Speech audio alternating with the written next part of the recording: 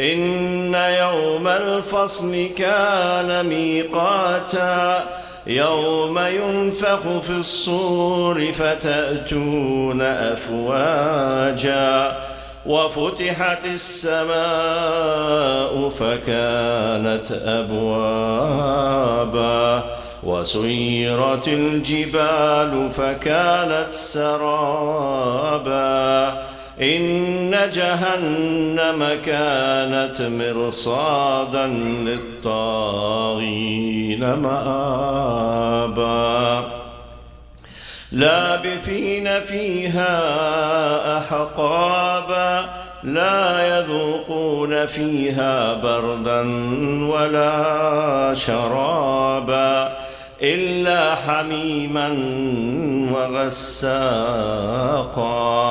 جزاء وفاقا إنهم كانوا لا يرجون حسابا وكذبوا بآياتنا كذابا وكل شيء أحصيناه كتابا فذوقوا فلن نزيدكم إلا عذابا إن للمتقين مفازا حدائق وأعنابا وكواعب أترابا وكأسا دهاقا لا يسمعون فيها لغوا ولا كذابا جزاء من ربك عطاء حسابا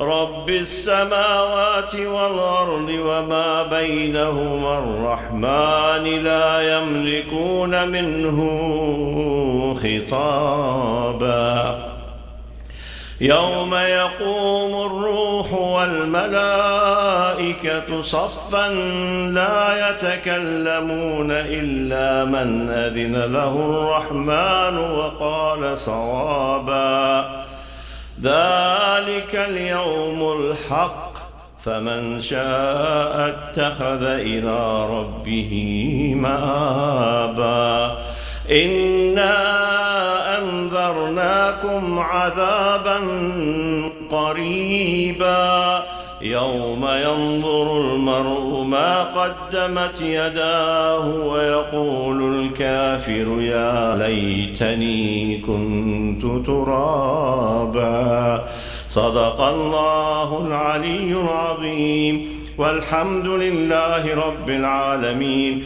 وصلى الله على سيدنا ونبينا محمد وآله الطيبين الطاهرين اللهم صل على محمد और अब मैं ज़हमत दूंगा डॉक्टर वजाहत मोहसिनी सलाम और मर्सिया पेश करेंगे डॉक्टर वजाहत मोहसिनी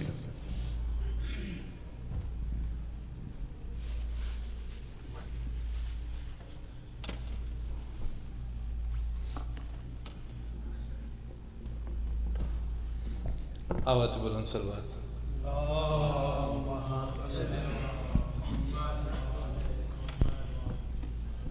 फिदा हूँ उस पे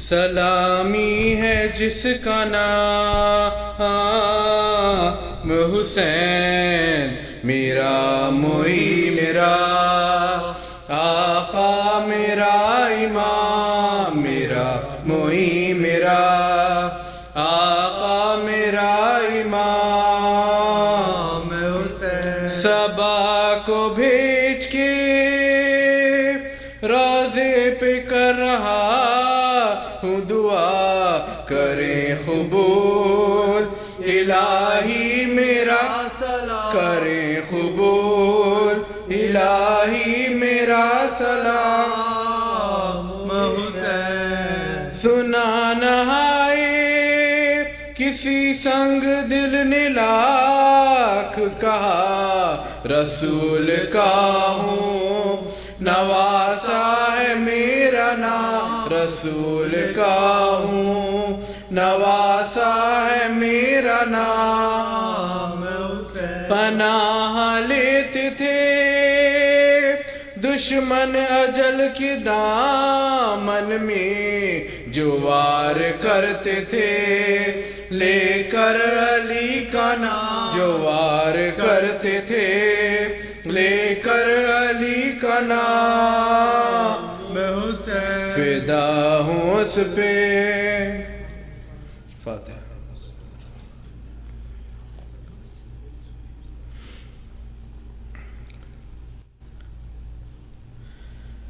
شہید سے کوئی شمشیر کا مزہ پوچھے، مریض سے کوئی اکسیر کا مزہ پوچھے، اسیر سے کوئی زنجیر کا مزہ پوچھے، یتیم سے کوئی دلگیر کا، یتیم سے کوئی دلگیر کا مزہ پوچھے. ہر ایک پہ گزرا زمانے میں رنج و غم ہے، سہانا عابد بیمار سا، سہانا عابد بیمار سا. شہید ہوتے ہوئے باپ کو پسر دیکھے، انی پہ نیز کی ہے سرے پدر دیکھے، جوان بھائی کا نکلا ہوا جگر دیکھے، پھوپھی کو آنکھوں سے بلوے میں نہ، پھوپھی کو آنکھوں سے بلوے میں نہ سر دیکھے. کسی نبی پہ نہ اس طرح کے علم گزرے، جو اس مریض پہ ہر طرح کے، جو اس مریض پہ ہر طرح کے ستم گزرے. شدید تپ میں وہ کانٹوں پہ چلنا عابد کا، پہن کے بیڑیاں ہر ایک قدم پہ گر پڑنا، وہ ظلم و جورے ستمگر حرم کا شور بکا، وہ جسم لاغر عابد ودھو، وہ جسم لاغر عابد ودھو، وہ درا سوائے شکر خدا کچھ نہ کہتے تھے سجاد. دعائے امت آسی میں رہ، دعائے امت آسی میں رہتے تھے سجاد. پھرایا کانٹوں پہ سجاد کو برے نہ پا، نبی کے کنبے کو بلوے ملے گئے آدھا، جلایا خیمے ناموس سید زیجا، پھرا کے بلوے میں زندان میں، پھرا کے بلوے میں زندان میں قید کر ڈالا. تماشا دیکھنے سب اہل شام آتے تھے، حیا سے اہل حرم گردنے، حیا سے اہل حرم گردنے جھکاتے تھے. ستم کے بعد ہوا قید سے جو چھٹکارا، لائیں سے باپ کا سر اس یتیم نے مانگا، سر حسین خزانے سے ہند نے بھیجا، سوار اونٹوں پہ کنبا ہوا، سوار اونٹوں پہ کنبا ہوا، پیغمبر کا لحد ملاش غریبوں کی ہائے دھرنے چلے، ماہ بطول کو پیوند خاک، ماہ بطول کو پیوند خاک کرنے چلے. جو پہنچے کربو بلا عابد اسیر بلا، پدر کو دے کہ کفن خاک میں رکھا لاشا لپٹ کے قبر سے چلائے یوں کہ اے بابا وطن کو جاتا ہوں لو آخری وطن کو جاتا ہوں لو آخری میرا وطن سے آیا تھا کس شان سے یہاں ہے لوٹا کے گھر کو میں جاتا ہوں نی لوٹا کے گھر کو میں جاتا ہوں نی میں لکھا ہے یوں کہ وطن آئے جب شہ والا پدر کی یاد میں ہر وقت کرتے تھے نالا نظر جو آتا تھا آنی تو روتے تھے مولا ہمیشہ آنکھوں میں پھرتا تھا ہمیشہ آنکھوں میں پھرتا تھا کرب و بلا پدر کی بات پھر راحت ملی نا عابد کو دوبارہ قید کیا اس غریب دوبارہ قید کیا اس غریب زاہد کو وطن سے لے گئے پھر قید کر کے بانی شہر ہوئی بھتیجے کے ہمراہ زینب مزتر قریب شام جو پہنچے وہ دونوں نوحاگر لگایا بیلچہ زینب کی پوچھ لگایا بیلچہ زینب کی پوچھ کے اوپر سفر میں زینبی بے کس سے چھٹ گئے سجاد دیار شام میں پھر آ کے لوٹ دیار شام میں آ کے لوٹ گئے سجاد پھوپھی کو سونپ کے جنگل میں سید والا مدینے میں ہوا داخل وہ بے کس و تنہا ولید شام کے حاکم نے زہر بھجوایا وہ سم کے کھاتے ہی عابد نے کی وہ سم کے کھاتے ہی عابد نے کی جہاں سے قضا فلک پہ ہورو ملک عرش کو ہلانے لگے زمین پہ جن و بشر سر پہ خاک زمین میں جن و بشر سر پہ خاک اڑانے لگے محب و داغے علم دل پہ دھر گئے سجاد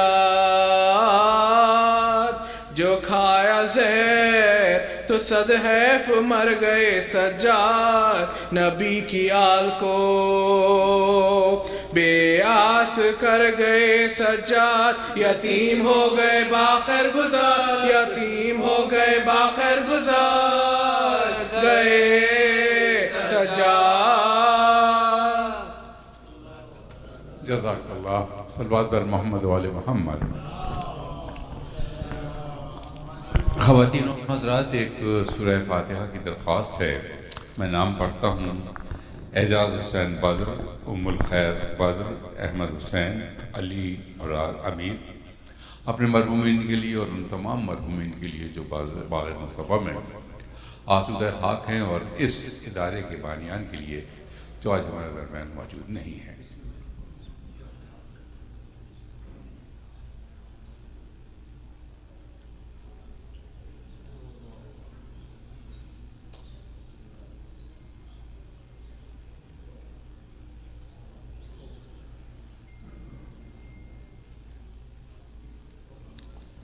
صلوات بر محمد و آل محمد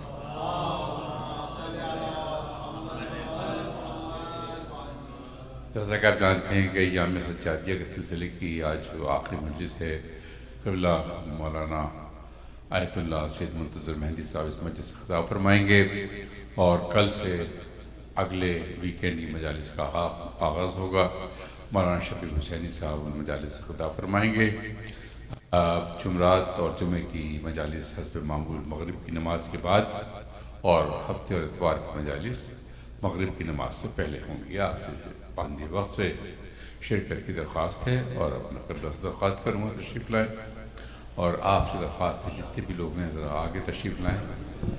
ایک بار آواز بلند صلوات.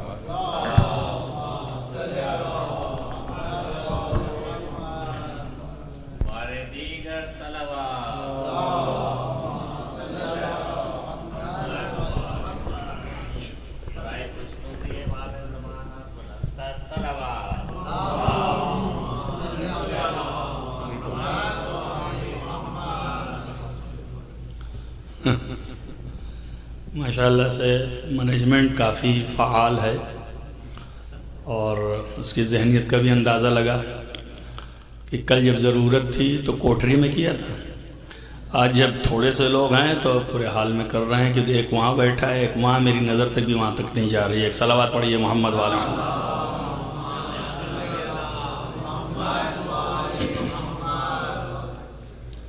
جب تک کہ خطیب کی نگاہ میں آدمی نہ آئے اس وقت تک خطابت نہیں ہوتی. تو اس وقت کی مجلس میری بس میں پڑھوں گا، لیکن مجھے پسند نہیں آیا. یہ کوئی طریقہ ہے؟ اپنے من مانی جو چاہے آپ کرنے لگیے. رحم اللہ من قرأ الفاتحہ.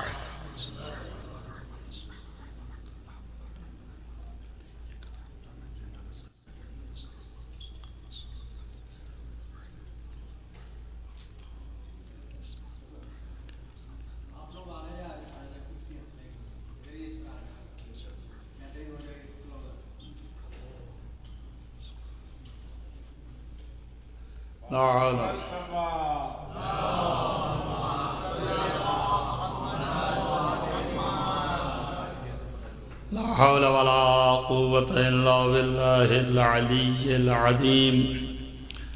أعوذ بالله السميع العليم من الشيطان اللعين الرجيم. بسم الله الرحمن الرحيم وبه نستعين وهو المعين.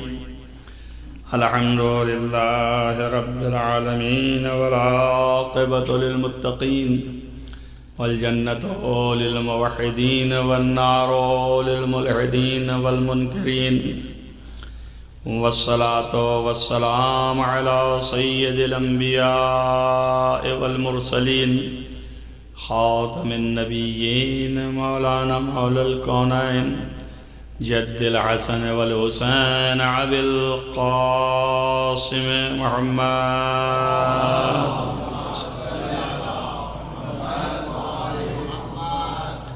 ولا سيما على ابن عمه ووزيره ووصيه وخليفته مقلوب كل طالب غالب كل غالب مولانا علي بن أبي طالب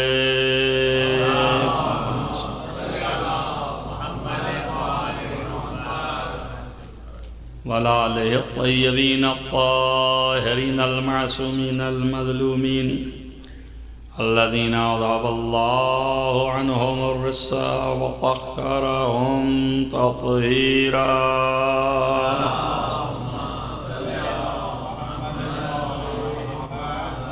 ولعنة الله على أعدائهم أجمعين من يومنا هذا إلى قيام يوم الدين.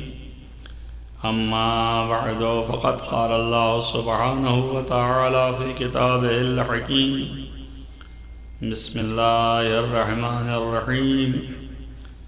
ذلك الكتاب لا ريب فيه هدى للناس. ذلك الكتاب لا ريب فيه هدى للمتقين الذين يؤمنون بالغيب ويقيمون الصلاة ويؤتون الزكاة ومما رزقناهم ينفقون. صلوات على محمد.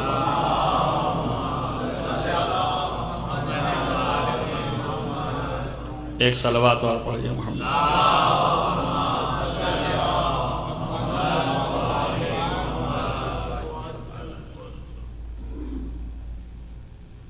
میں نے عرض کیا تھا کہ اس آیت پہ اصل جو ہے وہ اتنی سی صرف آیت کی تلاوت مقصود ہے کہ یؤمنون بالغیب،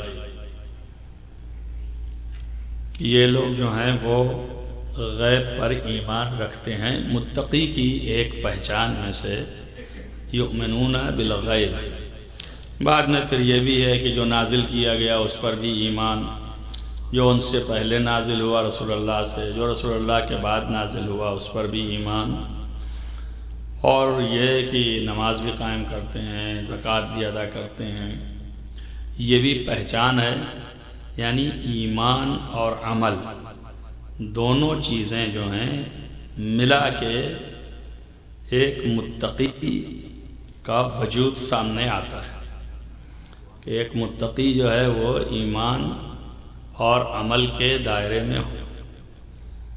لیکن ایمان میں کیا کیا چیزیں ہیں، یہ جو ظاہری طور پر آیا وہ صرف یؤمنون بالغیب۔ اس کے بعد جو چیز آئی قرآن سے متعلق یا قرآن سے پہلے کی کتابوں سے متعلق کہ ان پر بھی ایمان رکھتے ہوں کہ جو نازل کیا گیا ہے نبی کے اوپر اور جو نازل کیا گیا ہے نبی سے پہلے، اس پر بھی ایمان رکھتے ہوں۔ یہ اس لیے تاکید کی ضرورت پڑ گئی کہ غیب میں آیا یہ بھی شامل ہے یا شامل نہیں ہے، کیونکہ قرآن جو ہے وہ سامنے ہے، دکھائی دیتا ہے، اور یہ کلام اللہ ہے، اللہ کا کلام ہے، تو یہ غائب نہیں۔ یہ کتابیں جو نازل ہو گئی ہیں نبی سے پہلے، یہ بھی جو ہے وہ نظروں کے سامنے تھیں، غائب نہیں ہیں، گرچہ اس میں حق کو بدلا گیا، چھپایا گیا، تو جو چیزیں چھپائی گئیں یا بدلی گئیں تو اس کی وجہ سے اس کا اعتبار ختم ہو گیا، مگر وہ چیزیں چھپی بھی نہیں ہیں، چھپایا تو بہت مگر چھپی نہیں، وہ بھی ظاہر ہے۔ تو چونکہ سب ظہور میں ہے اس لیے غیب سے ہٹ کے اس کا تذکرہ کرنا ضروری ہو گیا۔ اسے کہتے ہیں تاکید اس وقت ہوتی کہ جب اس غیب کے اندر ہوتا، اور اگر باہر ہے تو تشریح کر دی۔ اب تاکید نہیں ہے، تشریح، کہ یہ الگ سے ہم اس لیے بیان کر رہے ہیں کہ غیب میں کل میں نے اشارتاً کہا کہ پانچوں چیزیں، پانچوں اعتقادات جو ہمارے مذہب کے ہیں، توحید، عدالت، نبوت، امامت، قیامت، یہ پانچوں جو ہیں وہ غیب ہیں، اس لیے کہ پانچوں دکھائی نہیں دیتے۔ اللہ دکھائی نہیں دیتا، توحید تو سرے سے نہیں دکھائی دیتی۔ عدالت ایک مفہوم ہے جو دکھائی نہیں دیتا، عادل دکھائی دیتا ہے، لیکن جب خدا کی عدالت پر بحث کر رہے ہیں تو خدا بھی نہیں دکھائی دیتا۔ تو فقط مفہوم جو ہے وہ عدالت کا وہ ہے جو کہ آپ کی آنکھوں سے اوجھل ہے، مگر دماغی طور پر درک کر سکتے ہیں، لیکن آنکھ سے دکھائی نہیں دیتا۔ یعنی یہ غیب ایسا ہے کہ ادراک تو کر سکتے ہیں مگر آنکھ سے نہیں دکھائی دیتا۔ وہ غیب جو توحید کے سلسلے میں ہے، اس کے حقائق کو نہیں دیکھ سکتے آپ، اور نہ حقائق کو درک کر سکتے ہیں، تو سرے سے غیب میں ہے، فقط صفات کو درک کر سکتے ہیں، صفات کو سمجھ سکتے ہیں، درک کر سکتے ہیں، سمجھ سکتے ہیں۔ تو جب آپ سمجھنے پہ آئے تو سمجھنے کی وجہ سے آپ کے پکڑ میں آ گئے۔ اب اس سے زیادہ تعبیر سستی میں نہیں کر سکتا تھا، یعنی آپ کے ذہن میں آ گیا، قید تو ہوا نا، تو چاہے وہ ذہنی طور پر ہی صحیح قید ہو گیا تو وہ غائب نہیں رہا، لیکن اس کا مفہوم جو ہے وہ غائب ہے ابھی بھی۔ درک آپ نے کرنے کی صحیح کی کوشش کیا، صفات درک ہو گئے۔ اسی طرح مفہوم عدالت بھی ظاہر میں نہیں ہے، لیکن مفہوم کو درک کیا جا سکتا ہے۔ تو ایک طریقے سے ذہنی طور پر جن چیزوں کا ادراک ہو سکتا ہے مگر آنکھوں سے اوجھل ہے، تو انہیں بھی غیب کہتے ہیں، لیکن جس کا نہ ادراک ہو سکے، نہیں ذہن میں بھی نہیں لا سکتے اور آنکھوں سے بھی نہیں دیکھ سکتے، یہ غیب محض ہے۔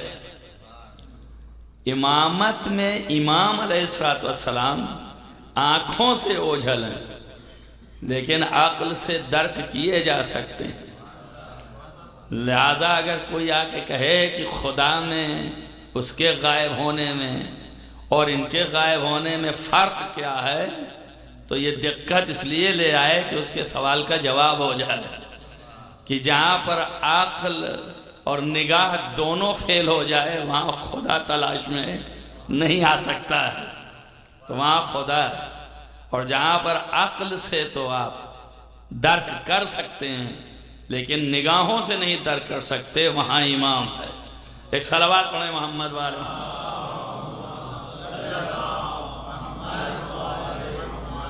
ہر طور پر، ہر طریقے سے۔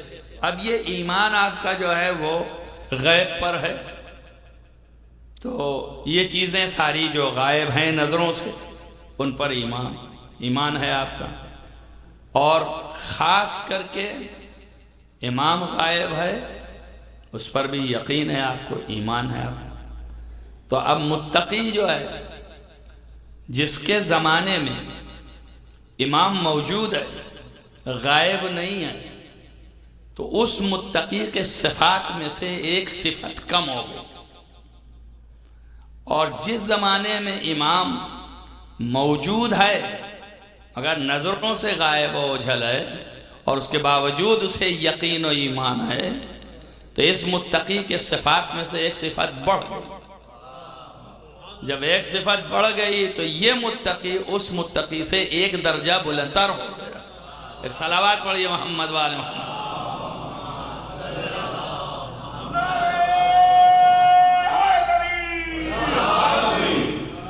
اس لیے پیغمبر نے فرمایا ہے اور معصومین علیہ السلام نے فرمایا کہ اس عہد کے مومن جب امام غائب ہوں گے اور مومن ہوں گے، وہ افضل ہیں اس عہد کے مومنین سے جو اپنے سامنے امام کو مشاہدات کر رہے ہیں، ان سے بہتر ہیں، ان سے افضل ہیں۔ کیوں؟ اس لیے کہ بغیر دیکھے مان رہے ہیں، اور یہ دیکھ کے بھی ماننے میں بعض تو ایسے ہیں جو مان ہی نہیں رہے ہیں، لیکن بعض جو ہیں وہ تأمل بھی کر رہے ہیں، اور بعض جو ہیں یقین سے ایمان رکھتے ہیں۔ جو بعض یقین سے ایمان رکھتے ہیں پھر بھی ان کا ایمان مشاہدے کے بعد ہے، اور مشاہدے کے بعد ہے یقیناً اعلیٰ ایمان ہے وہ بھی، کہ اس لیے کہ جتنا بڑا اطمینان مشاہدے سے پیدا ہوتا ہے اس سے بڑا اطمینان کسی چیز سے نہیں پیدا ہوتا۔ مگر اس دور کے لوگ بغیر دیکھے ہوئے ویسا ایمان رکھتے ہیں جو مشاہدے والا رکھتا ہے۔ تو اس کا مطلب یہ ہے کہ یہ اپنے آئینہ دل میں اپنے امام کی تصویر رکھے ہوئے ہیں جس پر یقین رکھ رہے ہیں۔ ایک صلوات پڑھیے محمد والے محمد۔ اور یہی وہ معرفت امامت ہے کہ جس کی وجہ سے اس انسان کی زندگی جو ہے وہ اعلیٰ، کامیاب، کامران۔ اللہ کے نزدیک جو لفظ قرآنی ہے فوز، یہ ایک لفظ ایسا ہے کہ من یطع الرسول، جس نے بھی رسول کی اطاعت کی گویا اللہ کی اطاعت کی، ومن اطاع اللہ، جس نے اللہ کی اطاعت کی وہی اصل عبادت ہے۔ یہ قرآنی فیصلہ ہے اور یہی کامیابی ہے، فوز ہے۔ من یطع اللہ ورسولہ فقد فاز فوزا عظیما، جو اللہ اور رسول کی اطاعت کرے وہی جو ہے سب سے بڑی کامیابی پر فائز ہے۔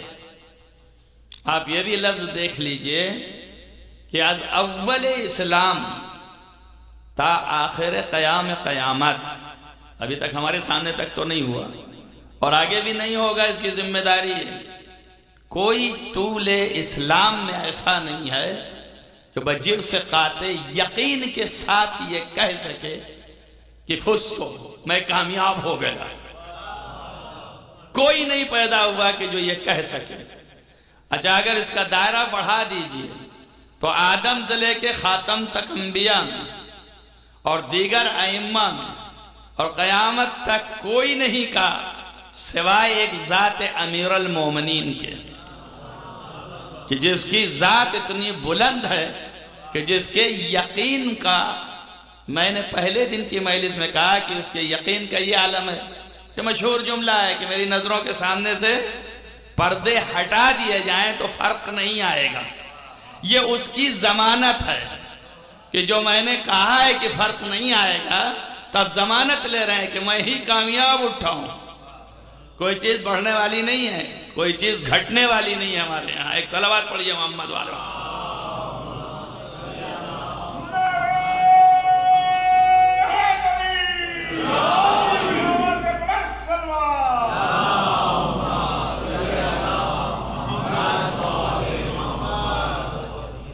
اب ظاہر ہے کہ آپ اس کا اندازہ لگائیے جو انہوں نے موضوع دیا اس موضوع کے مطابق غیبت امام میں ہمارے جو فرائض ہیں وہ تو میں نے صرف لسٹ گنائی ہے آپ کو. انہی لسٹوں میں سے دین کی پائیداری، یعنی دین کے اوپر قائم رہنا، استقامت ایمان، استقامت اصلاح، استقامت دین، یہ بہت اہم ہے.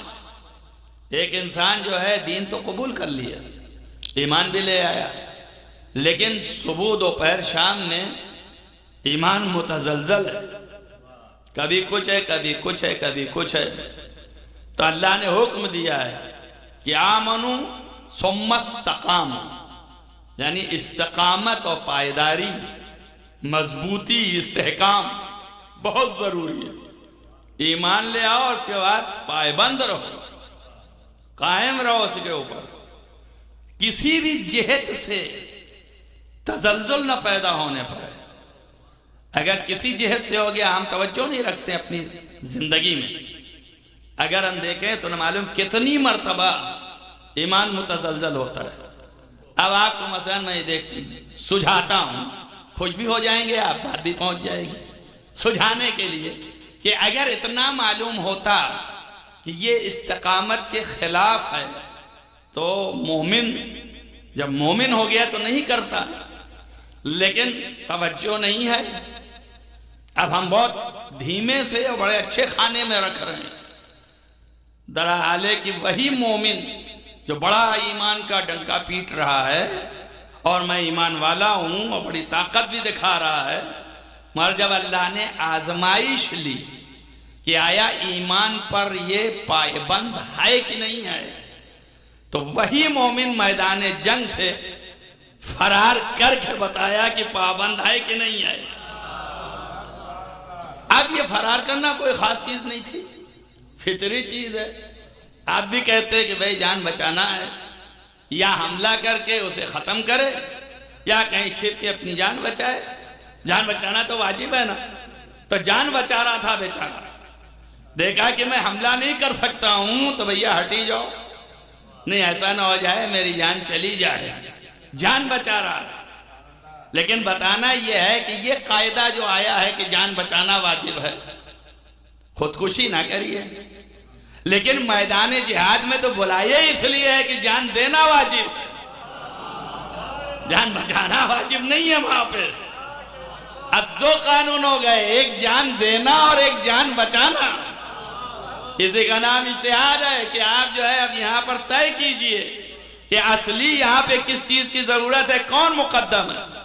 جان کا بچانا مقدم ہے یا جان کا لٹانا مقدم ہے نا.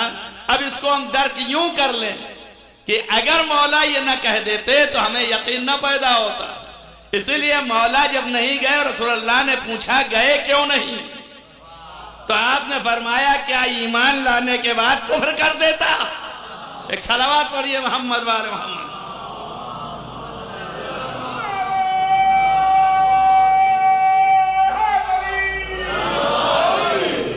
تو پتہ ہو گیا نا کہ ایمان کی پائیداری اور استقامت ہی اصل دین ہے.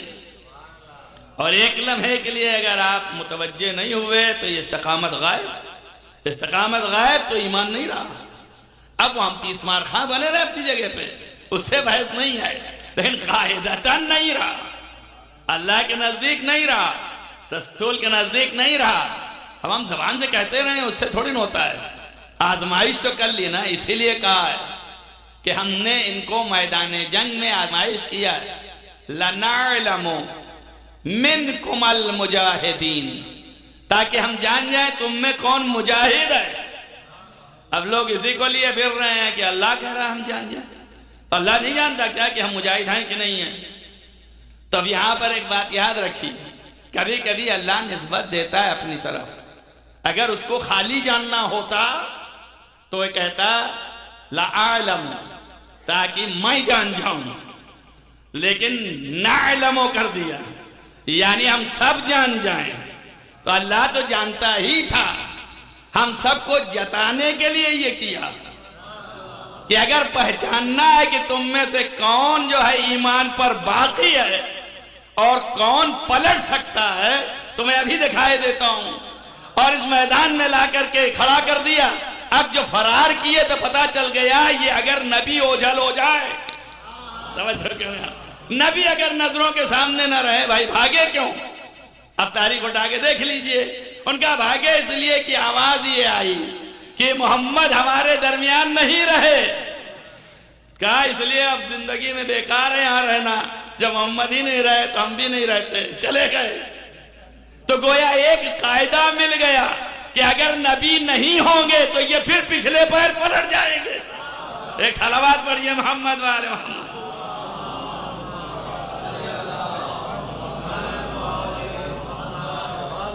اب اسی کو قرآن نے پہلے مشاہدہ کروا دیا، پھر آل عمران میں اس کو کہہ بھی دیا کہ اے پیغمبر ما محمد اللہ رسول قد خلت من قبل الرسول، محمد کچھ بھی نہیں ہے سوائے رسول کے. اور یہ رسول بننا کوئی نئی بات نہیں ہے، اس سے پہلے والے کتنے رسول آ چکے ہیں. قد خلت من قبل ہی الرسول، بہت سے رسول بھیجے ہیں ہم نے، تو کوئی نئی بات نہیں ہے. ان ماتا او قتل، اگر آپ مر گئے یا قتل کر دیے گئے، فانقلب، تو یہ سارے کے سارے جو ہیں اپنے پچھلے پیر پلٹ جائیں گے. تو پیغمبر کو خبر دے دیا اللہ نے اور مشاہدہ بھی کروا دیا کہ پلٹ گئے کہ نہیں پلٹ گئے. اب بھی کچھ رہ گیا پوچھنے کے لیے کہ بھیا کیسے پلٹ جائیں گے؟ دکھوا تو دیا نا کہ کیسے پلٹ گئے، اور یہ بھی بتا دیا کون پلٹ جائیں گے اور کون نہیں پلٹیں گے. توجہ کریں آپ. تو جو نہیں پلٹے ثابت رہے ہر جہت سے، وہی جو ہے ایمان پر قائم رہے، استقامت باقی رہی ان کی. اب وہاں پر مشاہدہ بھی کروا دیا. اب اس کے بعد یہ بھی بتا دیا کہ جن کے ایمان میں ذرہ برابر بھی کہیں سے گنجائش کسی قسم کی بھی نہ آئے، وہی ایمان محکم ہیں، مضبوط ہیں، زیادہ وہی پاکیزہ ہیں. ان کے یہاں رزق نہیں ہے. تو ظاہر ہے کہ میدان میں بھی پہچانوایا، گھر میں بھی پہچانوایا. اسی لیے یہ سبب بنا کہ ایک چادر تان کے سب کو اندر کر کے بتا دے کہ یہ ایمان محکم ہے. ہم ان کی ذمہ داری لیتے ہیں. ایک صلوات پڑھیے محمد والے محمد. یہ عمل کیا ہو رہا ہے؟ اسی عمل کا نام ہے معرفت، اسی عمل کا نام ہے شناسائی، اسی عمل کا نام ہے پہچاننا اور پہچانوانا. تو نبی پہچانوا رہے ہیں نا، معرفت دلا رہے ہیں. ہم نے بتایا ساری فہرستوں میں دین کی پائیداری، استقامت، حلال و حرام کا خیال رکھنا، حرام سے بچنا، اجتناب حرام کرنا، تقیہ وقت ضرورت جان پر اگر بن جائے اور ایسے بن جائے کہ اس سے آپ کے تلف ہونے سے نقصان ہے، تو ظاہر تقیہ کرنا. دین کو بچانا ہے، تقیہ بھی کرنا ہے. یہ زمانہ ہدنا ہے. 2-3 منٹ ذرا اس پر آپ سنتے جائیں صرف، اس کے بعد پھر میں پلٹتا ہوں جب دیکھوں گا کہ آپ پھر مرجھا گئے. ایک صلوات پڑھیے محمد وآل محمد.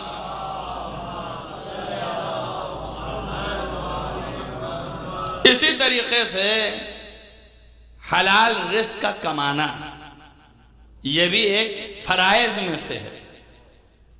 انتظار فرج کا کرنا، حضرت کے ظہور کا انتظار کرنا. روایات میں ہے کہ افضل الاعمال انتظار الفرج. بہت سی روایات ہیں، ایک دو نہیں. اور جلد بازی نہ کرنا انتظار میں. تو اس کا کیا مطلب ہے؟ نگاہ جلد بازی کرتے ہیں بہت سے لوگ. 2-3 طریقے سے ہے. ابھی 2 سال بعد آ جائیں گے، 6 مہینے بعد آ جائیں گے، اس کے بعد تو آ ہی جائیں گے. یہ جلد بازی ہے انتظار میں. صبر کرو، اللہ کا انتظار کرو. اصل یہ ہے، جہاں آپ نے جلد بازی کیا ایمان آپ کا تزلزل کرنے لگا، اور یہیں سے ایمان کا پیمانہ پوچھا جائے. اس لیے منع کیا ہے کہ وقت معین نہ کرو. کذابون وہ لوگ جھوٹے ہیں جو وقت کو معین کرتے ہیں. وقت معین نہیں ہو سکتا. بہت سے لوگوں نے کہا تھا نا کہ 23-24 میں دنیا ختم ہو جائے گی. کسی نے کہا 28 تک چلے گی، ابھی 2-4 سال رہ گئے، تو شاید امید رکھیے. تو اس طرح سے تو دن بھر کچھ نہ کچھ لوگ کہتے ہی رہتے ہیں. اسی طرح آپ نہ کہیے کہ ایمان جو ہے اب اس کے بعد آ جائیں گے. بھئی یہ ظلم، بہت بڑا ظلم آپ کے سمجھ میں آ رہا ہے. ہو سکتا ہے کہ یہ نگاہ قدرت میں ابھی عشر عشیر ہے، کچھ بھی نہیں ہے. اگر ایک ادعا، ایک گروہ، اتنی بڑی انسانیت ہے، انسانیت کو مد نظر رکھتے ہوئے جب ہر طرف ظلم و جور ہوگا، یعنی انسانیت خطرے میں اس قدر ہو جائے کہ اس کا پنپنا مشکل ہے، تب پھر اللہ جو ہے نجات دے گا. تبھی تو بہت بڑا ہے حساب کتاب. تو الغرض یہ ہے کہ آپ کو پہچان کرنا بھی ضروری ہے. معرفت پیدا کرنا امام کی، اس کے لیے معرفت پیدا کرنے کے لیے متعدد روایات ہیں، آیات ہیں جو کہ اس طرف اشارہ کرتی ہیں. اور معرفت پیدا کرنے کے لیے لازم ہے کہ بحیثیت شیعہ واجب ہے کہ معرفت پیدا کرے. امام صادق علیہ السلام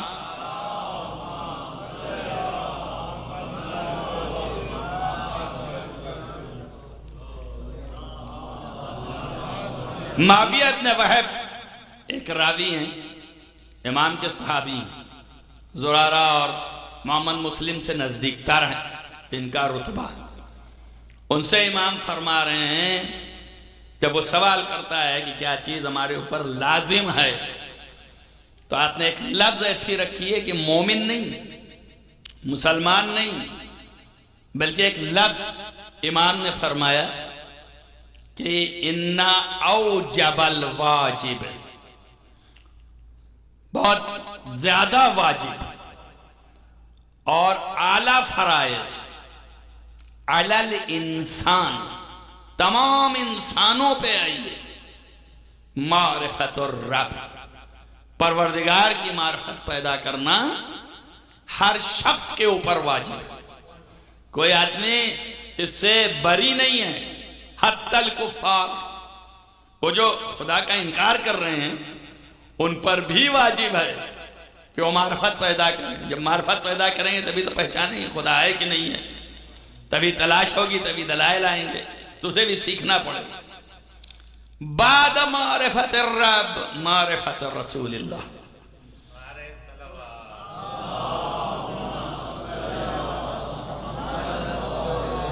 بعد معرفت الرب معرفت رسول اللہ، اللہ کے رسول کی معرفت پھر واجب ہے اللہ کی معرفت کے بعد. وبعد معرفت رسول اللہ معرفت الائمہ، اماموں کی معرفت، معرفت الحجہ، حجت کی معرفت، تمام ولیوں کی معرفت، وصیوں کی معرفت، یہ واجب ہے. اور اس کے بعد ایک بہت مختصر نسخہ توجہ کریں آپ. اب یہ معرفت رکھیں کتنی کہاں تک؟ تو ہر ایک کی عقل الگ الگ ہے. آپ کی عقل جو ہے وہ ڈیولپ ہے، کسی کی عقل جو ہے کمتر ہے، کسی کی اور کمتر ہے. تو ہر اعتبار سے معرفت ہونی چاہیے نا، سب تک پہنچ جانی چاہیے نا. تو حضرت نے فرمایا کہ ادنا معرفہ، ادنا معرفت یعنی کم ترین معرفت امامت یہ ہے کہ ان الامام عدل النبی الا النبوہ. یعنی یہ امام کی معرفت ادنا تن یہ ہے کہ وہ یہ معرفت پیدا کر لے کہ امام نبی کے برابر ہے سوائے نبوت کے. کچھ سمجھ میں آئے؟ ایک صلوات پڑھیے محمد وال محمد. اس لفظ سے کتنی بڑی بحثیں اٹھنے والی ہیں اور کتنے اختلافات کھڑے ہونے والے ہیں، اور یہ امام کا فرمان ہے. اب اس میں کچھ نہیں ہے کہ ان کی فکر اور ان کی فکر، یہ ایسا سوچتے ہیں وہ ایسا سوچتے ہیں، ایسا نہیں ہے. لیکن ادنا ترین معرفت یہ ہے کہ ان الامام عدل النبی، امام نبی کے ہم وزن ہے، الا النبوہ سوائے نبوت کے. تبھی تو نبی نے کہا یا علی آپ کی نسبت ہم سے ویسے ہی ہے جیسے ہارون کی موسیٰ سے، الا النبوۃ بعد، سوائے اس کے کہ ہمارے بعد نبوت نہیں ہے. تو نبوت ایک منصب ہے، وہ اپنی جگہ پہ ہے، وہ اللہ جس کو دیتا ہے، جس کو روک دیا روک دیا. لیکن مرتبہ جو آپ کا ہے، مقام جو آپ کا ہے، خلقت جو آپ کی ہے، صفات جو آپ کے ہیں، وہ سارے نبی کے برابر ہیں. درست ہو گیا؟ تو یہاں سے کانسیپٹ آیا علی کے مساوات نبی ہونے کا. ایک صلوات پڑھیے محمد وال محمد.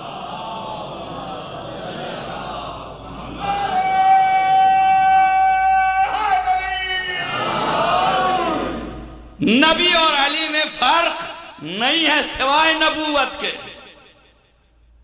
اور اس کو ہر امام نے بیان کیا اور پیغمبر سے اللہ نے ظاہر کروایا. اگر برابر نہ ہوتے تو کوئی معنی ہی نہیں ہے قرآن میں یہ لانے کا کہ فَقُلْ تَعَالَوْا نَدْعُ أَبْنَاءَنَا وَأَبْنَاءَكُمْ وَنِسَاءَنَا وَنِسَاءَكُمْ وَأَنفُسَنَا وَأَنفُسَكُمْ. اب نفس نبی کی جگہ پر علی ہی کو تو لے گئے. تو نفس کے نبی کا کیا مطلب ہے؟ اگر آپ جیسا ترجمہ کرتے ہیں عالم اسلام کہ اللہ سے یہ حکم آیا کہ آپ کہیے کہ تم اپنے بچوں کو لاؤ، ہم اپنے بچوں کو، تم اپنی عورتوں کو، ہم اپنی عورتوں کے. ابو العلا مودودی کہتے ہیں کہ پھر اللہ نے کہا تم خود آ جاؤ اور ہم بھی آ جاتے ہیں. تو بھیا ابھی تک تو خود ہی آ رہے تھے، کوئی اور آ رہا تھا کیا؟ تو اگر تم نفس کا معنی خود ہی کرنا چاہتے ہو تب بھی دیکھ لو، لے تو گئے نا علی کو. جو خود جاتا تھا آج خود نہیں جا رہا، علی کو ساتھ لے جا رہا ہے. تو اس کا مطلب خود کی جگہ پہ علی کو لے کے گئے. تو بتا دیا نا علی میرے برابر ہے، تبھی تو خود کی جگہ پہ ہے. ایک صلوات پڑھیے محمد وال محمد.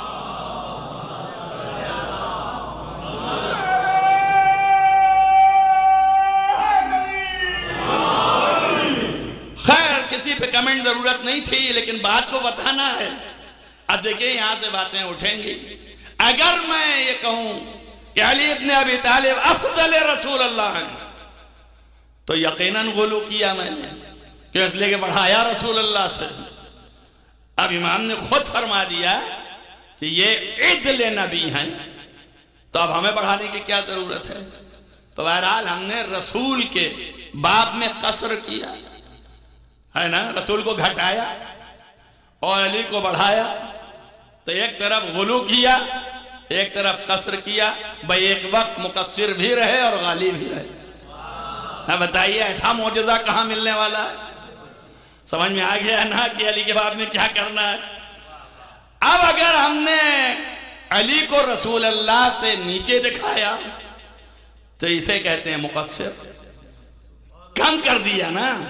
کیوں؟ اس لیے کہ نبی کے لیے بتایا کہ عدل نبی ہے، نبی کے برابر ہے، الا النبوت، سوائے نبوت کو چھوڑ. تو نبوت کو چھوڑ دیجئے، باقی سب برابر. نبوت ایک منصب ہے، وہ چھوڑ دیجئے، باقی سب برابر. اب سب برابر، ہر چیز برابر مل جائے گی آپ کو. علی اس کے بعد ہیں کیا؟ نبی تو نہیں ہیں، پھر ہیں کیا؟ جب نبی نہیں ہیں تو امام ہیں، نبی نہیں ہیں ولی ہیں. اور یہ دونوں منصب نبی کے پاس ہے.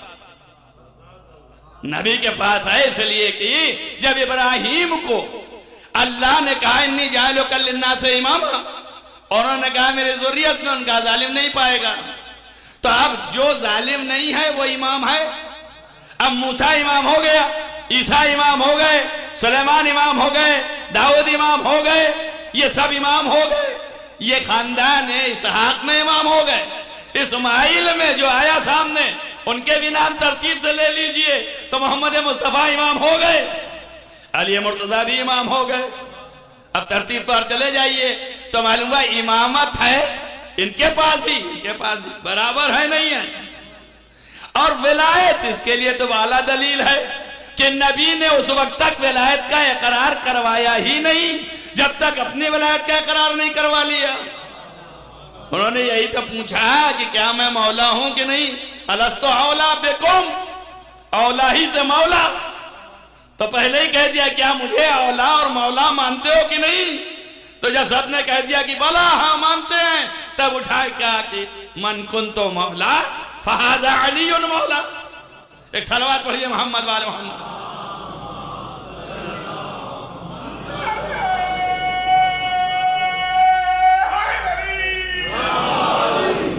دیکھتے جائیے، سمجھتے جائیے، یہ ترتیب وار تو برابر ہو گئے.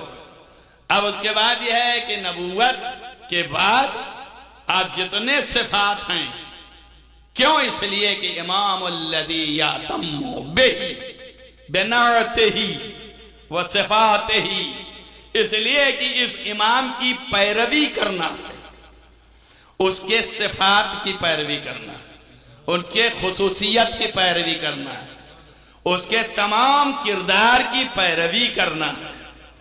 تو اس لیے آپ کو معرفت واجب ہے، ادا امامت کی معرفت لازم ہے.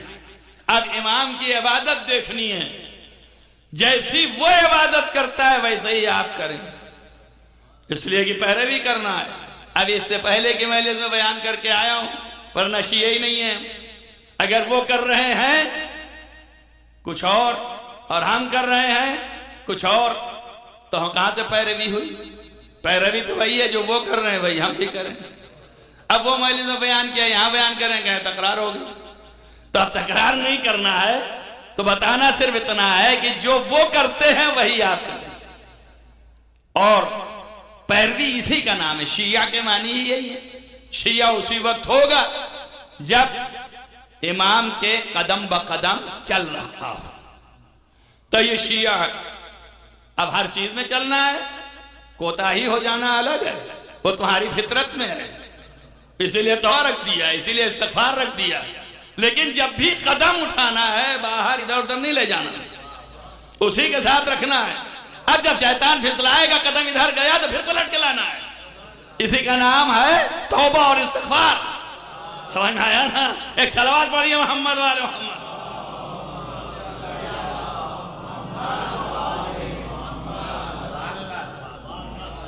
توبہ استغفار کسی اور چیز کا نام نہیں ہے، خالی جپنے کا نام نہیں ہے. توبہ توبہ توبہ توبہ، یہ تو خالی بولنے کے لیے ادب میں ارے توبہ بہت بلند ہے، تو وہ توبہ الگ ہے. آپ کو توبہ کے معنی ہی یہ ہے کہ میرا رو ہوئے تو پھر آ جاؤ راہ پہ.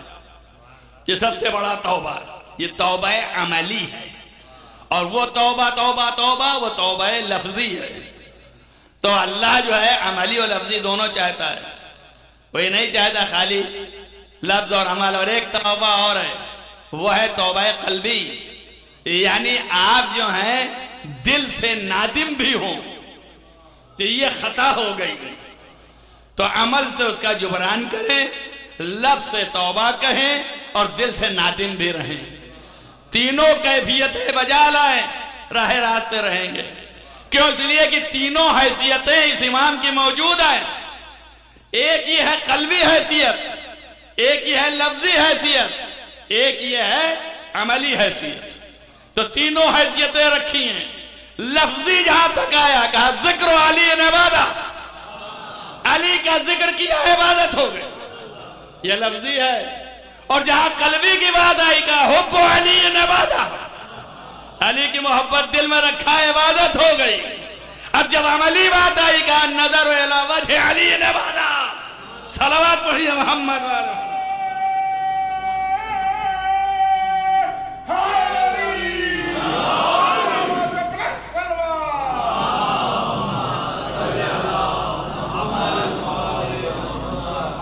آپ بتائیے کیسی عبادت علی نے انجام دی ہے کہ علی کے ہر اعضاء اور جوارح کو دیکھنا ہے عبادت.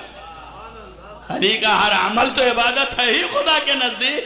آپ کے لیے بنا دیا اللہ نے، محور قرار دے دیا کہ اگر مجھ تک پہنچنا ہے تو اس کے چہرے کی طرف نگاہ کرو، مجھ تک پہنچنا ہے اس سے محبت اختیار کرو، مجھ تک پہنچنا ہے میرا ذکر کرنا ہے اسی کا ذکر کرتے رہو. یہ ذکر میرا ذکر ہے، لأن ذکرہ ذکری، اس لیے کہ ان کا ذکر میرا ذکر ہے. ذکری ذکر اللہ، اور میرا ذکر اللہ کا ذکر ہے. تو اللہ کی عبادت بن گئی نا. تو عابدین میں سے یہ ایسے ہیں، کوئی ایک عابد جس کو قرآن نے کہا ہے ڈھونڈ کے لے آؤ. میں جب کہہ رہا ہوں تو ہم اجماع کی بات نہیں ہے. انبیاء کو قرآن نے عابد کہا ہے. قرآن میں عابدین کی لفظ صرف انبیاء کے لیے آئی ہے. کوئی ایک نبی ایسا لاؤ جس کے لیے کہا گیا اس کی طرف چہرے کی طرف نگاہ کرو تو عبادت ہے، اس کا ذکر کرو تو عبادت ہے، اس کی محبت اختیار کرو تو عبادت ہے. عمومی طور پر تو سبھی مومن سے محبت کرے تو کیا کہنا ہے، لیکن یہ خاص بات ہو رہی ہے. عمومی میں تمام مومنین میں امیر المومنین بھی مومنین ہے نا، تو پھر ان کی بھی محبت عبادت ہے. ایک مومن دوسرے مومن سے محبت کرے عبادت ہے. تو ہم یہ تھوڑا نہیں کہہ رہے ہیں کہ کوئی صاحب کھڑے ہو گیا کہیں کہ آپ انبیاء کو کہاں لے جا رہے ہیں، نیچے کر رہے ہیں. ہم یہ کہہ رہے ہیں خصوصی بتاؤ کہ کسی ایک کے لیے کہا نعم العبد انہ اواب، بہترین بندہ ہے میرا یہ ابراہیم، اور بہت زیادہ توبہ کرنے والا. لیکن یہ نہیں کہا کہ جیسے یہ توبہ کرتا ہے اور بہترین بندہ ہے اس کی محبت کر لو گویا میری محبت ہو گئی. آیا کہیں نہیں آیا. اس کی محبت میری محبت نہیں، اس کی محبت عبادت ہو گئی نہیں. تو تمام انبیاء کی فہرست میں یہ عابدین ہیں. کانو لنا عابدین سورہ انبیاء میں 73 نمبر آیت میں ہے وَجَعَلْنَا مِنْهُمْ أَئِمَّةً يَهْدُونَ بِأَمْرِنَا وَأَوْحَيْنَا إِلَيْهِمْ فِعْلَ الْخَيْرَاتِ وَإِقَامَ الصَّلَاةِ وَإِيتَاءَ الزَّكَاةِ وَكَانُوا لَنَا عَابِدِينَ. ہم نے ان انبیاء کو امام بنایا ہے، ان کی طرف وحی کرتے ہیں، نیک عمل کی، نماز قائم کرتے ہیں، روزہ رکھتے ہیں، یہ زکوٰۃ ادا کرتے ہیں، اور یہ صرف و صرف میری ہی عبادت کرتے ہیں. کانو لنا عابدین، یہ صرف میری ہی عبادت کرنے والے ہیں. تو یہ عابدین ہیں جن کی عبادت، جن کو قرآن نے عابدین کے نام سے یاد کیا، جن کی عبادت کا چرچا ہے. اور ساجدین بھی ہے قرآن میں جن کے سجدے کا تذکرہ ہے. وہ ساجدین ملائکہ ہیں، سوائے ملائکہ کی کسی کو ساجدین کہا ہی نہیں. کہا یہ ساجدین ہیں. اب وہ ملائکہ کیسے ساجدین ہیں؟ ان کی کہانی الٹی ہے. جب یہ بنایا جا رہا تھا انسان تو انہوں نے اعتراض کیا کہ ایسے کو بنائے گا؟ ارے ہم تو سجدہ کر ہی رہے ہیں، ہم تو تسبیح کر ہی رہے ہیں، ہم تو عبادت کر ہی رہے ہیں. تو عبادت کے لیے اگر بنا رہا ہے کانا ما خلقت الجن والانس الا لیعبدون، تو ابھی جنات کو تو پیدا کر چکا. تیرا مقصد عبادت تھا کہ جناتوں نے اتنا فساد مچایا عبادت نہ کر پائے، اور ہم عبادت کر رہے ہیں جب سے پیدا کیا ہے. ہمیں تسبیح، ہمیں تحلیل، ہمیں تقدیس. تو اب پھر ایسے کو بنانے والا ہے جو اسی طرح کرے گا جنات کی طرح. سابقہ وہاں دیکھ رہے تھے، تو اب پھر بنا رہا ہے ایسے کو. تو اللہ نے کہا انی اعلم ما لا تعلمون، جو میں جانتا ہوں تم نہیں جانتے ہو. اب دکھاؤں گا تمہاری عبادت زیادہ ہے یا اس کی عبادت زیادہ ہے. مجھے بتانا پڑے گا کون بندہ ہے. تو زیادہ بندہ ہے یا یہ بندہ ہے. اب یہ آبرو رکھنا ہے, توجہ کرنا, بڑی شریف بات ہے. اگر کچھ زیادہ ہو جائے تو ملول نہ ہونا. تو یہ بات جو ہے بہت اہم آ گئی ہے نقطے پہ. اب ظاہر ہے کہ کس لیے بنا رہا ہے عبادت کے لیے, یہ ایک الگ بحث ہے. اب بتائیے عبادت کے لیے بنا رہا ہے تو عبادت کے معنی کیا ہیں؟ گزشتہ مجلس میں کہا عبادت کی اصلی معنی اطاعت, یعنی ایک لمحے کے لیے معصیت نہ ہو. تب تو اس کی خلقت ہوئی عبادت کے لیے. آدم خلق کیا گیا عبادت کے لیے. جب عبادت کے لیے خلق کیا آدم کو تو اب آدم ایک لمحے کی معصیت نہ ہونے پائے. اللہ نے منع کیا نہ جانا ادھر شجرہ کے پاس. اب کہے کا تھا بعد میں بحث کہ کیا تھا وہ شجرہ. اگر ادھر نہ جانا مگر چلے گئے نا, جو منع کیا تھا چلے گئے, تو بتاؤ کیا کیا. اب ترک اولا تو مجبوری ہے, لیکن لفظ قرآن کیا ہے؟ ترک اولا بھی بتاتا ہوں. لفظ قرآن کیا ہے؟ لفظ قرآن عصا آدم. آدم نے معصیت کی, ظاہر قرآن یہی ہے, لیکن اس کا غلط معنی نہ لیں. بہت سے بے وقوف سمجھتے ہیں امامے والے بھی کہ اس کا مطلب یہ ہے کہ معصیت کیا. معصیت نہیں کی. معصیت الگ چیز ہے, نافرمانی ہے. لیکن نافرمانی ہم ترجمہ کر رہے ہیں تو یہ لغوی نافرمانی ہے, لیکن معصیت یعنی گناہ. گناہ نہیں ہوا. کیوں؟ اس لیے کہ وہ گناہ اگر ہوگا تو وہ چیز ہوگی ظلم. جو معصیت ظلم تک پہنچائے ظالم ہے. اب وہ ظالم اگر ظالم ہو گیا تو پھر وہ منصب نہیں پا سکتا. سمجھ میں آ رہی بات یا نہیں آ رہی ہے؟ اب یہ معصیت چھوٹی بھی ہے تو اب یہ بھی اگر ظلم کے خاتے میں آئی تو منصب نہیں پا سکتا. اللہ کا منصب سے نہ ہٹانا اس بات کی دلیل ہے کہ یہ معصیت گناہ نہیں ہے. چونکہ گناہ نہیں ہے اس لیے ہمارے علماء نے اس کو کہا ترک اولا.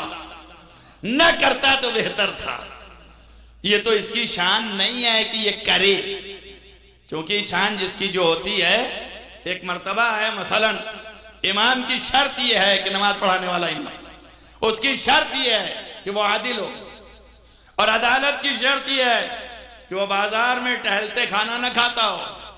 1000 آدمی ادھر سے گزر رہے ہیں, چپ چپ لگے ہوئے ہیں. یہ جو ہے خلاف مروت ہے. اور جو اگر برابر کر رہا ہے تو عدالت نیچے, عدالت ساقط. تو اب اس کو کیا ہے؟ کھانا کھانا حرام ہے کیا بازار میں؟ نہیں ہے نا. تو پھر بیچارہ کھا رہا تھا تو کون سی مصیبت آ گئی؟ اللہ نے کہا کہ یہ شان اس کی نہیں ہے.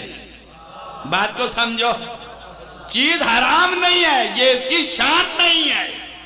مگر شان نہیں تھی اور اس نے کیا اس لیے اب اس درجے سے ختم, درجے سے نیچے آ گیا.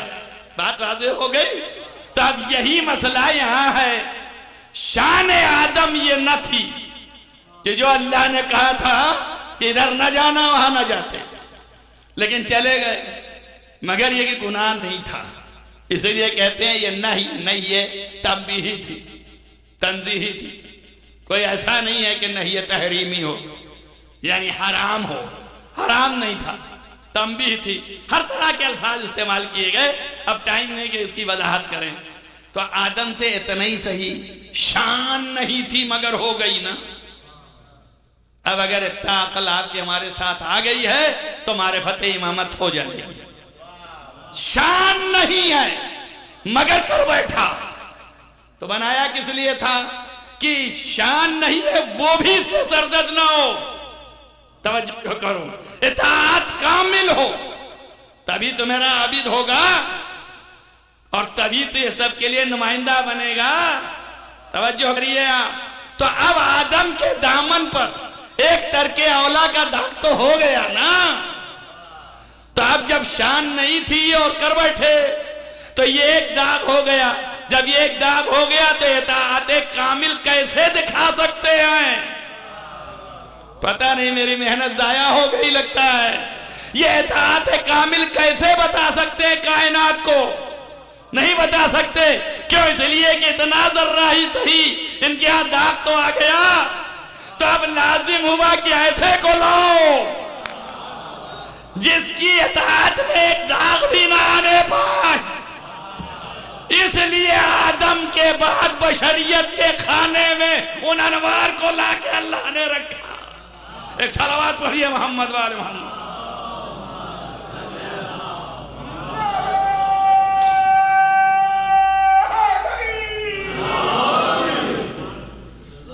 آپ بتائیے نبی نے نکال تھوڑی نہیں دیا تھا. نبی نے نکال تھوڑی نہیں دیا جو بھاگ گئے تھے پھر آ گئے. نبی نے ایکسپٹ کر لیا نہیں کر لیا؟ نکال تو نہیں دیا نا. تو اگر یہ بھی چلے جاتے تو کیا حرج تھا؟ لیکن انہوں نے بتایا کہ کفر ہو جاتا تو داغ لگ جاتا ہے. نبی نے کہا سو جاؤ. سو گئے. ارے ہاتھ جوڑ کے کہتے ہیں کیسے سو جاؤں؟ تمہیں نے تو عادت ڈلوائی ہے میری. اب میں تو رات میں 1000 رکعت پڑھنے والا ہوں. میں سو جاؤں گا تو میری نمازوں کا کیا ہوگا؟ اللہ کی عبادت عادت ڈلوائی بچپنے سے. جب 10 سال کا تھا تب سے شروع کروا دیا. اور آج یہ زمانہ 23 برس کی عمر ہے. اب کہہ رہا ہو لیٹ جاؤ. ارے کیسے لیٹ جاؤں؟ لیکن یہ نہیں کہا. کیوں؟ اس لیے کہ علی کی نماز عادت کے مطابق تھی ہی نہیں. علی نماز کے معنی یہ نہیں لے رہے ہیں کہ بس سجدہ ہی کرنا نماز ہے. نماز یعنی اطاعت کا ذریعہ. توجہ کرو، ابھی ایک مجلس میں کہہ چکا ہوں اطاعت کے ذریعے میں سے نماز ہے ایک. اب علی یہ دیکھ رہے ہیں کہ نماز پڑھ کے اطاعت ہوگی یا نبی کے بستر پہ سو کے اطاعت ہوگی. ایک صلوات پڑھیے محمد وآل محمد.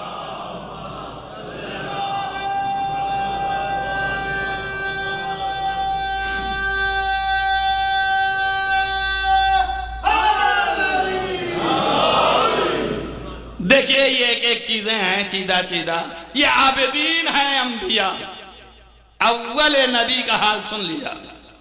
اس کے بعد جتنے ہیں ایک ایک کے برابر سنتے رہتے ہیں. کسی نے کچھ کیا، کسی نے کچھ کیا. کوئی مچھلی کے پیٹ میں چلا گیا. کاہے کے لیے؟ کچھ گڑبڑ ہوئی تبھی تو گیا. ایسے تھوڑی نہیں جا سکتا ہے. اللہ نے کسی کی وجہ سے اسے بھیجا ہے تو کوئی گڑبڑ سرزد ہو گئی. اب یہ غلطی کس حد تک تھی وہ الگ بات ہے. تو ہر ایک کے پاس کچھ نہ کچھ داغ مل جا رہا ہے. یہ ہیں عابدین. پھر بھی اللہ نے سب چھوڑ ان کو عابدین کی فہرست میں رکھا. یہ عابدین اور ملک ساجدین. وہ ساجدین کیوں؟ بات وہیں رہ گئی. آدم کو جب خلق کیا تو کہا کہ فَإِذَا سَوَّيْتُهُ وَنَفَخْتُ فِيهِ مِنْ رُوحِي فَقَعُوا لَهُ سَاجِدِينَ. مقابلہ کرا دیا. جیسے ہی روح پھونک دیا کہ آپ سجدہ کر لینا. روح پھونکنے کے بعد پوچھ لیا. اب مقابلہ ہوا. مقابلے میں ملائکہ ہار گئے، آدم جیت گئے. اللہ نے کہا آپ سجدے میں جھک جاؤ. ہو گئے ساجدین ہو گئے.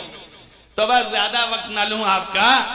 عابدین انبیاء، ساجدین ملائکہ. ملائکہ بھی معصوم کہلاتے ہیں، انبیاء بھی معصوم کہلاتے ہیں. اب آپ بتائیے یہ سب عابدین جتنے معصوم ہیں، جس میں اولو العزم پیغمبر معصوم ہے نا، لیکن یہ عابدین ہی رہے. اور ساجدین ملائکہ معصوم ہے نا، لیکن یہ ساجدین ہی رہے. آپ کسی ملائکہ میں سے کسی کو بتائیے کہ سید الساجدین ہوا ہو. کسی نبی کو بتائیے زین العابدین ہوا ہو.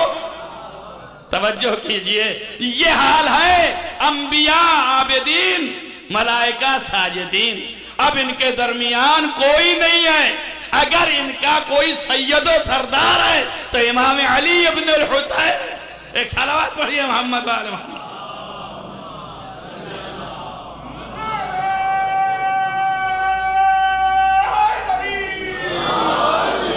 اب یہ ساجدین کے سردار، عابدین کی زینت.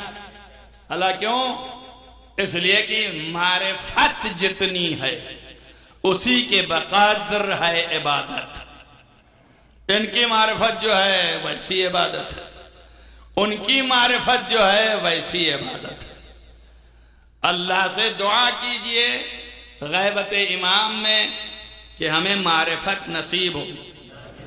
ذرائع بہت ہیں معرفت کے، جن میں سے کتابوں کا پڑھنا، ذکروں کا سننا، اذکار کرنا، یہ سب معرفت کے درجے ہیں، اور انہیں کے ذریعے سے ذرائع ہیں، انہیں کے ذریعے سے معرفت پیدا ہو۔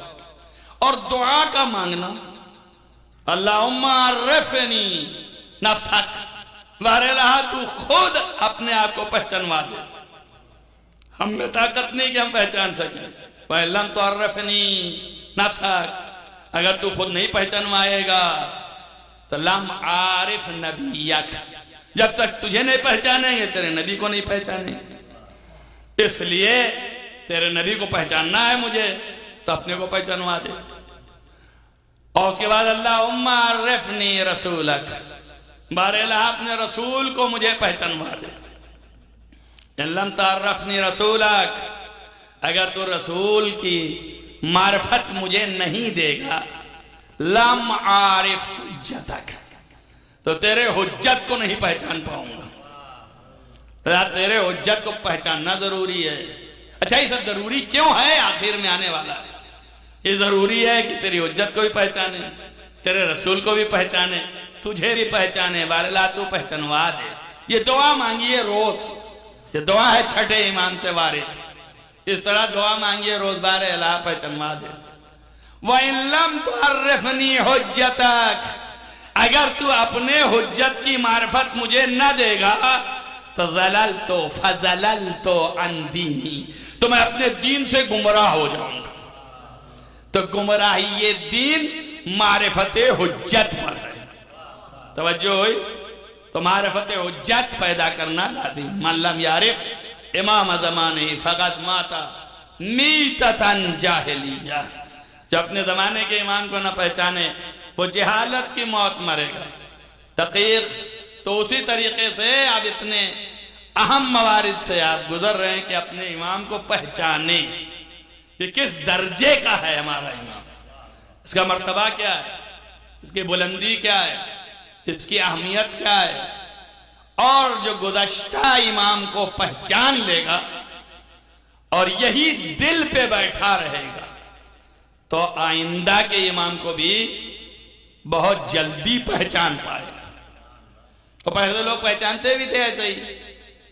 امام زین العابدین علیہ السلام کو پہچانا کیسے کہ امام ہے کہ نہیں ہے؟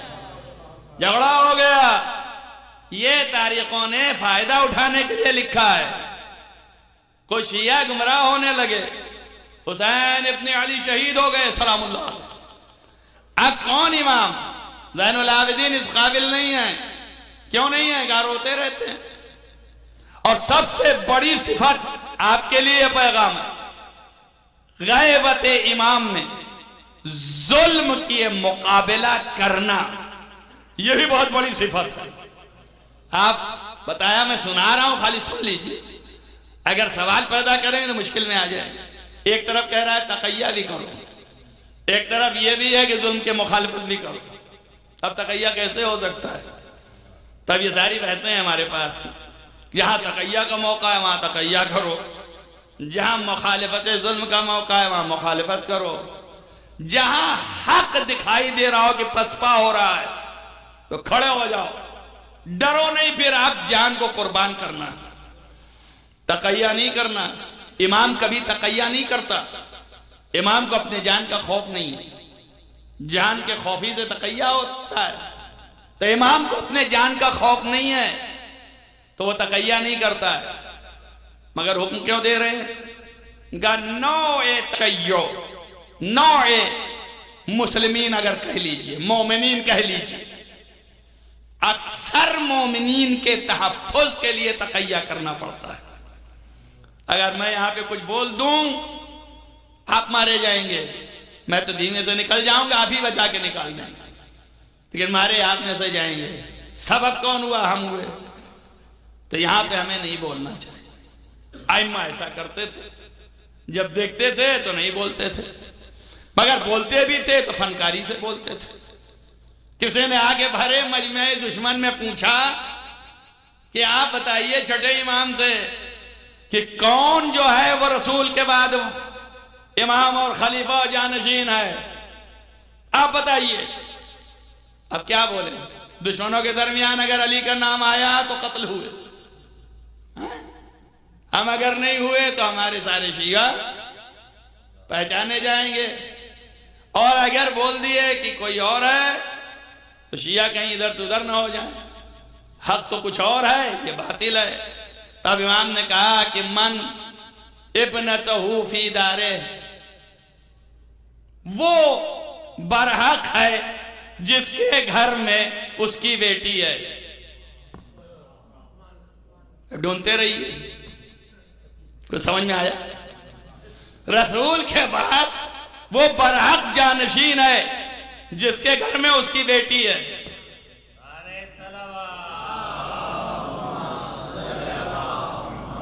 سمجھ میں آیا کچھ؟ تو یہ ٹیکنیک ہے. اب جس کے گھر میں اس کی بیٹی ہے وہی امام برحق ہے. علی کے گھر میں نبی کی بیٹی ہے، امام برحق ہے. کہے تو یہی رہے، لیکن اس میں یہ بھی نکل رہا ہے پہلو کہ رسول کے گھر میں ان کی بیٹی ہے، شاید وہ ہوں امام برحق. تو اب وہ ایک آدمی اپنی طرف گھسیٹ رہا ہے اور یہ اپنی طرف. لیکن چونکہ جو شیعہ تھے وہ ضمیروں کو سمجھ رہے تھے، وہ جس کی گھر میں اس کی بیٹی ہے. توجہ کیجئے گا جملے پہ. اب یہ سمجھنا اسے کہتے ہیں ایہام، وہم میں ڈالنا. وہم میں ڈال دیا، وہ ادھر چلا گیا، آگے بڑھ گیا. لیکن شیعہ سمجھ گیا کہ جس کے گھر میں اس کی بیٹی ہے، یعنی نبی کی بیٹی جس کے گھر میں ہے. سمجھ میں آیا نا؟ وہی حق پہ ہے، وہی خلیفہ برحق ہے. ایک صلوات پڑھیے محمد والے محمد. خیر تقیہ جو ہے کرنا اور ظلم کا مقابلہ کرنا، ظلم کے مقابل میں کھڑا ہونا، یہ فریضہ ہے. غیبت کے زمانے میں بھی، اور غیبت کے زمانے کو ہدنہ کا زمانہ کہتے ہیں. ادھر سے دوسری روایات ہیں کہ اس زمانے میں کبھی بھی مطالبہ نہ کرنا اور کھڑے نہیں ہونا حکومت کے لیے، یہ الگ روایات ہیں. ایک طرف یہ ہے ظلم کا مقابلہ کرو، ایک طرف یہ ہے کہ حکومت کے لیے نہیں کھڑے ہونا. تو دیکھیں دونوں موضوع الگ الگ ہیں. اب یہ ساری باتیں ہیں جو مجھے نہیں چھیڑنا ہے اور نہ چھیڑتا ہوں. کیوں؟ اس لیے کہ اس میں لوگ گمراہ بھی ہو جاتے ہیں اور بڑے مسائل کھڑے ہوں گے. علماء میں اختلافات ہے، اس لیے جو قائل ہے کہ ہو سکتے ہیں روایات ضعیف ہیں یا کیا ہیں یا اس کی تعویلات ہیں، وہ مقابلہ دوسرے طریقے سے کر رہا ہے. جو قائل ہے کہ نہیں بھیا اسی پہ عمل کرنا ہے لفظ کے اوپر، وہ مقابلہ دوسرے طرح سے کر رہا ہے. اب یہ آپ اپنا ڈھونڈتے رہیے گا، پوچھتے رہیے گا، پڑھتے رہیے گا اور سمجھتے رہیے گا. بس ایک چیز ڈال دی ہے، اب یہ بھی لے کے جائیے آپ. مختصر یہ ہے کہ اصل جو ہے وہ یہ ہے کہ امام کی پیروی کرنا ہے تو امام کو پہچاننا ہے، معرفت پیدا کرنی ہے. تب معرفت پیدا کرنی ہے، دیکھنا ہے کہ کس طریقے سے یہ معرفت مل سکتی ہے. تو گزشتہ اماموں کی صفات پر توجہ رہے، ان کی ذاتیات کا درک کرنا ہمارے لیے ممکن نہیں ہے. وہ خود انوار الہیہ ہیں، تو جو ظاہر ہے وہی جان سکتے ہیں. اس لیے ان کے صفات پر توجہ ہے، کہ کردار پر توجہ ہے کہ ان کا کردار کیسا ہے، ان کے صفات کیسے ہیں، ان کی طاقتیں کیسی ہیں. امام پہچانا گیا، یہاں لا کے رکھا تھا کہ امام پہچانا جائے گا. کیا وجہ ہوئی؟ اختلاف ہو گیا. ایک گروہ کہنے لگا امام زین العابدین امام نہیں ہے، ایک گروہ کہنے لگا محمد حنفیہ کو ہم امام مان لیں گے. تو اب ضروری ہے کہ پہچانا جائے. اب کیسے پہچانے، کس طرح جانے کہ یہ امام وقت ہے؟ تو اگر لوگوں کے دماغ میں پہلے سے ہوگا کہ ہر شے ان کی مطیع و فرما بردار ہے، تو وہ جب دیکھے گا اطاعت ہر شے کا تو یقین کر لے گا کہ یہی امام ہے. یہی وہ عقیدہ تھا جسے لے کے محمد حنفیہ نے دوبارہ پہچنوانا چاہا، اور آپ نے کہا چلیے اب مکے میں چلتے ہیں کعبے میں. سارے فریقین آئے اور کعبے میں جا کر کے آپ نے کہا ٹھیک ہے پہلے تم سلام کر لو. मोहम्मद हनफिया ने कहा अस्सलाम अलैका हजर अस्वद को, कोई जवाब नहीं आया। और उसके बाद जब इमाम ज़ैनुल आबिदीन अलैहिस्सलाम ने कहा अस्सलाम अलैका या हजर, तो उधर से जवाब आया व अलैका सलाम या हुज्जत अल्लाह। ये एक रवायत। दूसरी रवायत ये है कि इमाम ने खाली निगाह उठा के देखा और इधर ये सलाम कर चुके थे, जवाब नहीं आया। इमाम ने अभी इरादा किया है, सलाम किया नहीं है, और उधर से आवाज आ गई, पहल कर दिया कि अस्सलामु अलैका या हुज्जत अल्लाह। तो सारी दुनिया ने देख लिया और सुन भी लिया। अब उसके बाद भी जिसे ईमान नहीं लाना था वो नहीं लाया, जिसको लाना था वो ले आया। तो कम से कम जिसके दिमाग में ये था कि हर शय इनकी मुती और फरमा बरदार है, वो यहां पे पहचान गया कि ये इमाम हैं, इसलिए कि इनको सलाम किया। जिसके दिमाग में ये नहीं था वो नहीं समझ सका। तो ऐसे ही आपके लिए हमारे लिए है, अगर ये अकीदे में हमारे पैबस्त हुआ, आया कहां से अकीदा? जब तक हम बयान न करेंगे आएगा नहीं। जब ये पैबस्त हो जाएगा आपके कल्ब में, और जब कल के वो आएंगे और उन्हें काबा और किबला सलाम कर रहा होगा, तो आप पहचान जाएंगे कि यही हमारे इमाम हैं। लेकिन अगर आपके दिल ही में नहीं होगा तो आप भी उन्हीं की तरीके से बगले झांकेंगे, देखेंगे कि क्या हो गया, ये क्या हो रहा है, क्यों क्या हो रहा है, ये कहीं बोल सकता है, वो कहीं हो सकता है, नहीं भाई ऐसे ही शोहरत हो गई, ये बात नहीं है। हजारों अवहाम शुरू हो जाएंगे।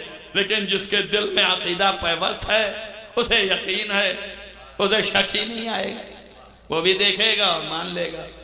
तो इमाम की बारगाह जो है पहचानने के लिए है, मारिफत पैदा करें, और इस मारिफत के जरिए से इमाम ज़मान के ज़ुहूर पर उनकी पहचान होगी। एक सलवात पढ़े मोहम्मद वाले।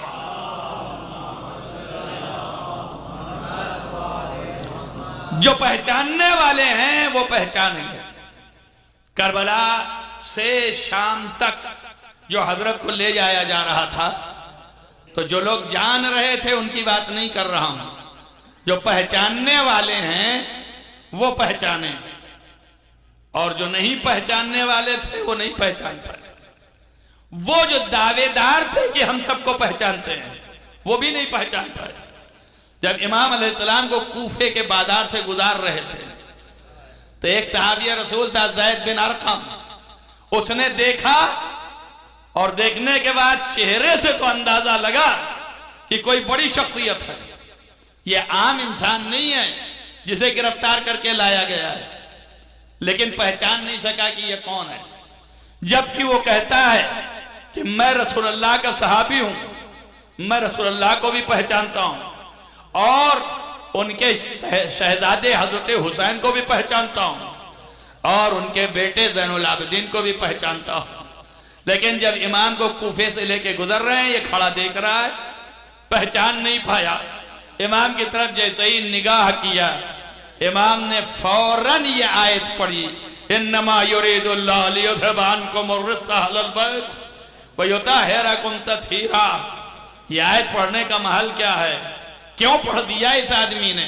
और आगे बढ़ा तो इमाम ने कहा वकुल तालो नदु अबनाना व अबनाकुम व निसाना व निसाकुम व अनफुसना व अनफुसकुम। जैसे ही आयत पढ़ी भड़क गया, कहा ये तो रसूल के लिए है, आले रसूल के लिए है, आप क्यों पढ़ रहे हैं, आपका क्या उनसे वास्ता है? आपने कहा पहचानता नहीं है। उसने कहा मैं सबको पहचानता हूँ। कहा किसको पहचानता है? कहा नबी को पहचानता हूँ, नबी का शहजादा हुसैन को पहचानता हूँ, जो कि अभी भी मौजूद है मदीने में, और उसके बेटे ज़ैनुल आबिदीन को भी पहचानता हूँ। आपने पलट के कहा ज़ैद ये बता, ज़ैनुल आबिदीन को देखेगा तो पहचान लेगा? उसने कहा यकीनन पहचान लूंगा, क्यों नहीं पहचानूंगा, मैं उनका फरेफ्ता हूँ, शहदाई हूँ, मैं क्यों ना पहचानूंगा? इमाम ने कहा कहाँ पहचाना? अगर हुसैन को पहचानता है तो ये सर की तरफ देख। जैसे ही निगाह उठाया, हुसैन का चेहरा पहचान में आ गया। ज़ैद ने कहा क्या हुसैन का सर यहाँ कैसे? کہا میرا بابا 3 دن کا پیاسا قتل کر دیا گیا. النبی قد قتلت جانا، میرا باپ 3 دن کا پیاسا قتل کر دیا گیا. میرا باپ بھوکا اور پیاسا قتل کر دیا گیا. اے زید نہ پوچھو، جب میرا باپ قتل ہو رہا تھا فنظر یمینا و شمالا، دائیں بائیں دیکھ رہا تھا، پکار رہا تھا کوئی ہے جو میری مدد کو. کوئی جواب نہیں تھا. عزیزو بات مقاتل میں ہے کہ حسین مایوسی سے دیکھنے کے بعد پکارا، اے عباس دوڑو، بھائی ذبح ہو رہا ہے، جزاکم ربکم خیر الجزا.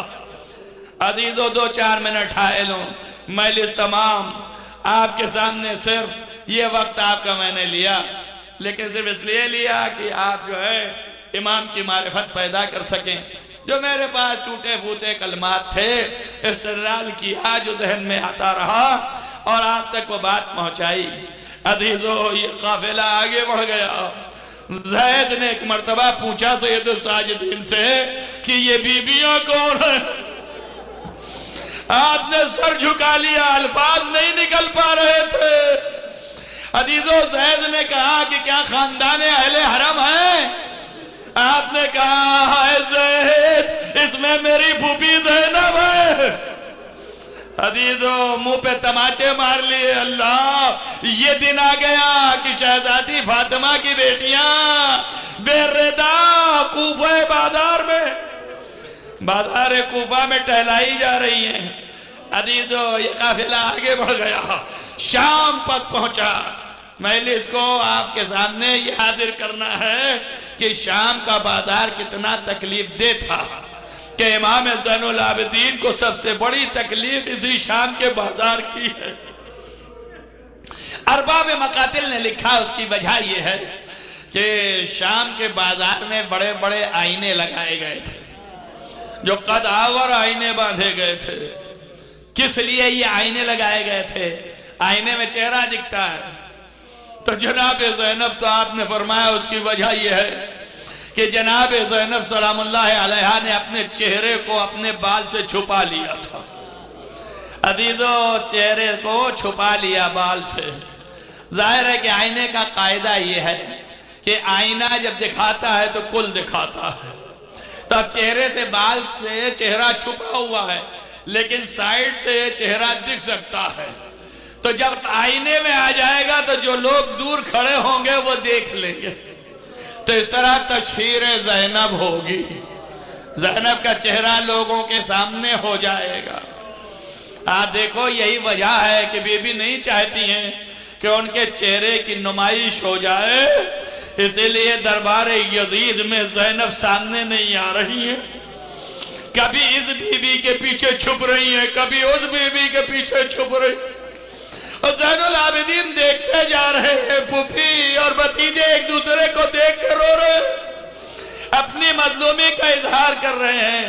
کبھی اس بی بی کے پیچھے، کبھی اس بی بی کے پیچھے، اس لیے کہ ظالم یزید کی نگاہ نہ پڑنے پائے. آپ ملاحظہ کیجئے کتنی بڑی مصیبت ہے. تو میرا امام لوٹنے کے بعد یہ پوچھتا رہا، لوگ پوچھتے رہے کہ آپ کو مصیبت کہاں زیادہ؟ تو شام کا تذکرہ کیا. یہی دربار یزید میں اتنا زیادہ مصیبت کی جگہ ہے. عزیزو بیٹھے دیکھ رہے ہیں اور یزید اس چھپڑی سے امام حسین علیہ السلام سر سے کھیل رہا ہے. آپ سوچئے ایک شرابی اور اس توہین و احانت کے ساتھ یہ شراب بھی لگی ہے اس چھڑی میں، اور حسین کے دندان مبارک پہ چھڑی مار رہا. وہاں بھی ایک صحابی بیٹھے تھے، انہوں نے دیکھ کر کے کہا کہ یزید یہ کام نہ کر، اس لیے کہ میں نے اپنے آنکھوں سے دیکھا ہے کہ رسول اس دانت مبارک دندان مبارک کو چومتے تھے. اے یزید ایسا نہ کر. آپ سوچئے صحابی سے برداشت نہیں ہوا، بول دیا، تو سید الساجدین کے دل کا کیا عالم رہا ہوگا. کتنی بڑی مصیبت، کتنی بڑی مصیبت. عزیزو اب اس سے بڑی مصیبت کیا ہوگی؟ سارے مصائب برداشت کر کے جب مدینہ قافلہ جانے لگا، تو سید الساجدین کو یزید نے بلایا اور بلا کے کہا کہ آئیے اور آرام سے اس تخت پر بیٹھیے.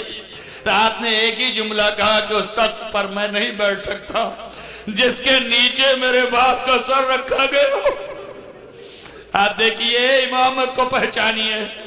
اور اس کے بعد جب یزید نے خواہش کی کہ آپ یہاں رہیں گے کہ مدینے جائیں گے تو آپ نے کہا اس کا فیصلہ میں نہیں کر سکتا, میں اپنی پھوپھی سے پوچھوں گا, جو وہ کہے گی وہ فیصلہ ہے.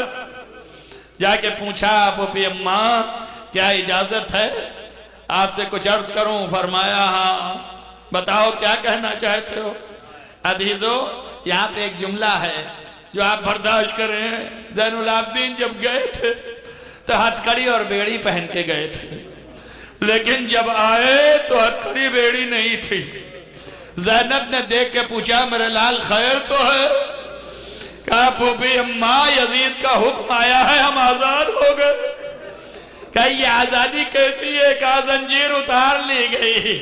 عزیزو آپ نے اپنا کرتا ہٹا کے دکھایا ہے پھوپھی اماں دیکھیے یہ زنجیر جو اس ہڈیوں کے اندر آ گئی تھی انہیں اتار لیا گیا.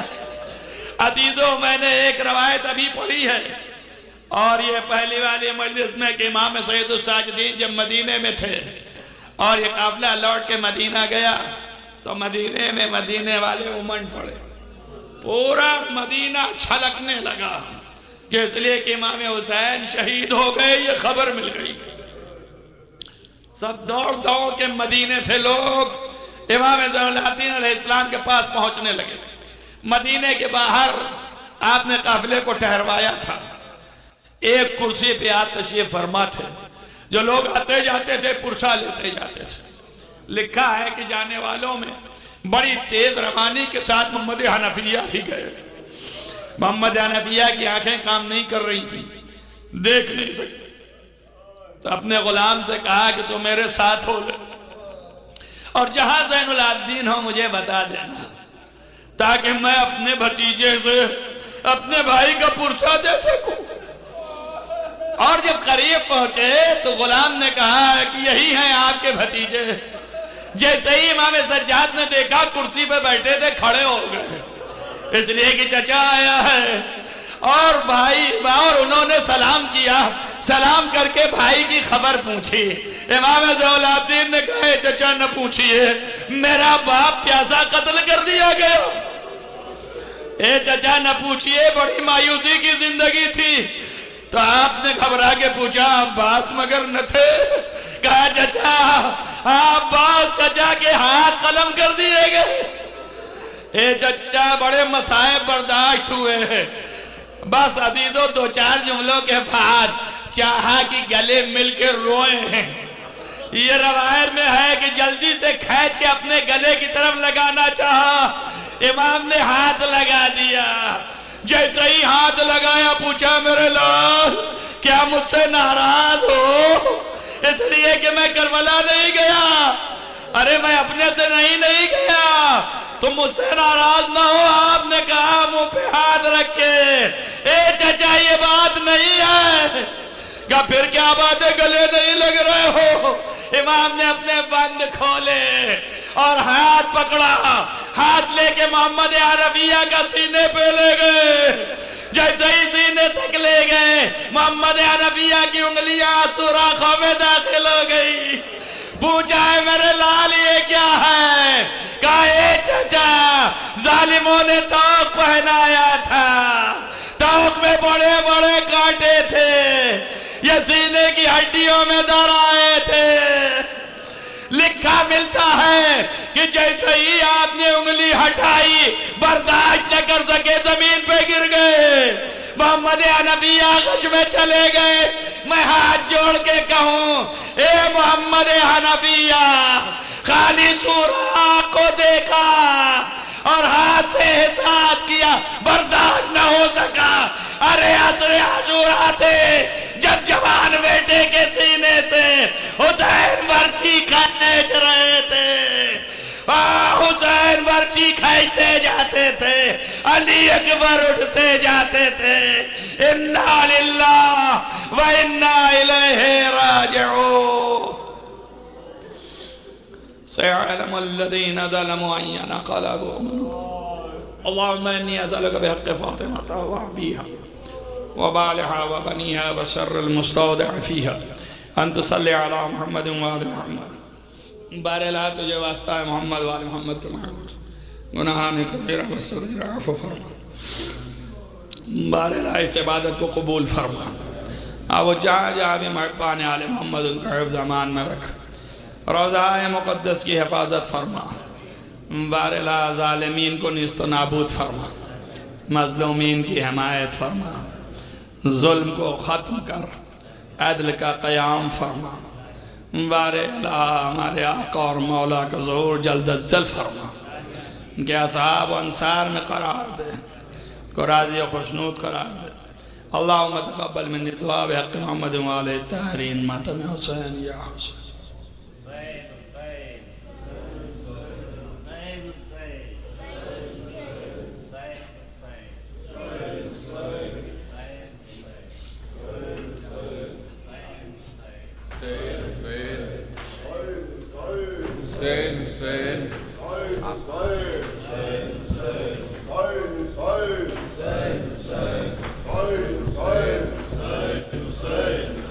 ہائے سجاد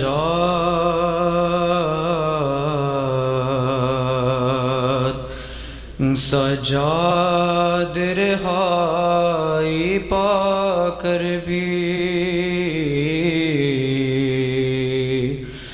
پردیس سے گھر کو آ کر بھی جب اشک بہاتے رہتے تھے زینب سے یہ دکھ دیکھے نہ گئے.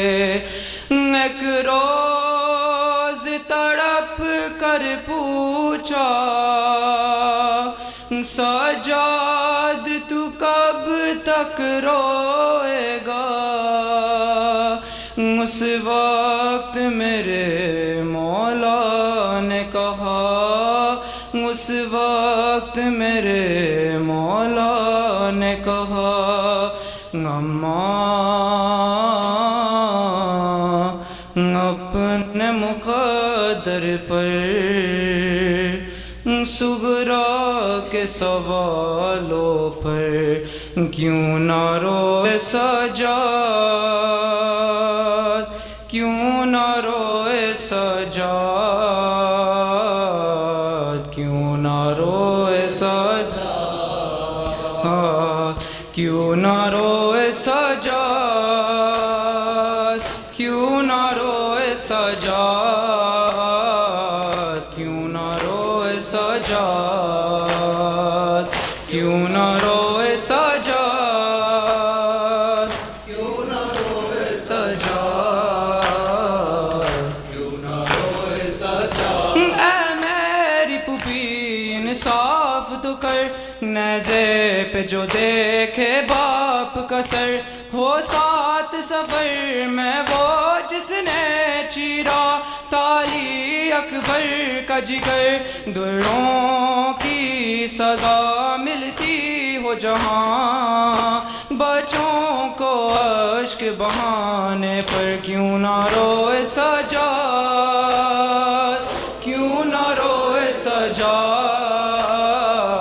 کیوں نہ روئے سجاد کیوں نہ روئے سجاد کیوں نہ روئے سجاد کیوں نہ روئے سجاد. تم چھپ چھپ کر کیوں روتی ہوں میں روؤں تو کیوں کہتی ہو رویا نہ کرو اے لال میرے بھائی کو گوا کر بیٹی ہوں معصوم بہن کو زندہ میں جو چور کے تنہا آیا کر کیوں نہ روئے سجاد کیوں نہ روئے سجاد کیوں نہ روئے سجاد کیوں نہ روئے سجاد کیوں نہ روئے سجاد. سر دشت میں تھا بابا کا رکھا اور تخت پہ قاتل بیٹھا تھا دندان مبارک پر ان کے خوش ہو کہ چری وہ مارتا تھا افسوس میں کچھ بھی کر نہ سکا اب تک ہے اسی سے درد جگر کیوں نہ روئے سجاد کیوں نہ روئے سجاد کیوں نہ روئے سجاد کیوں نہ روئے سجاد کیوں نہ روئے سجاد کیوں نہ روئے سجاد کیوں سامنے سگرا کے جاؤں بہتر تو یہی ہے مر جاؤں تم زندہ ہو اکبر نہ رہا وہ پوچھے تو کیا بتلاؤں کیا صبر کرو کیا ضبط کروں ہے زخم بہت دل کے اندر کیوں نہ روئے سجاد کیوں نہ روئے سجاد کیوں نہ روئے سجاد کیوں نہ روئے سجاد کیوں نہ روئے سجاد کیوں نہ روئے سجاد اے میری پھوپھی انصاف تو کر نیزے پہ جو دیکھے باپ کا سر ہو ساتھ سفر میں وہ جس نے چیرا تالی اکبر کا جگر دروں کی سزا ملتی ہو جہاں بچوں کو اشک بہانے پر کیوں نہ روئے سجاد کیوں نہ روئے سجاد کیوں نہ روئے سجاد کیوں نہ روئے سجاد ہے سجاد ہے سجاد ہے سجاد ہے سجاد ہے سجاد ہے سجاد ہے تازیان ہے شمر کے اور ناتواں سجاد ہے تازیان ہے شمر کے اور ناتواں سجاد ہے تازیان ہے شمر کے اور ناتواں سجاد ہے پھر بھی لے کر چل رہا پھر بھی لے کر چل رہا سنکارواں سجاد ہے تازیان ہے شمر کے اور ناتواں سجاد ہے تازیان ہے شمر کے اور ناتواں سجاد ہے تازیان ہے شمر کے اور ناتواں سجاد ہے دین کا ہر علم ہے در عظمت ہے آل رسول دین کا ہر علم ہے در عظمت آل رسول اور قرآن خدا کا پاس باسجاد ہے پھر بھی لے کر چل رہا پھر بھی لے کر چل رہا سنکارواں سجاد ہے تازیان شمر کے اور ناتواں سجاد ہے تازیان شمر کے اور ناتواں سجاد ہے اس قدر رونا لہو کا کرتا ہے ظاہر یہی اس قدر رونا لہو کا کرتا ہے ظاہر یہی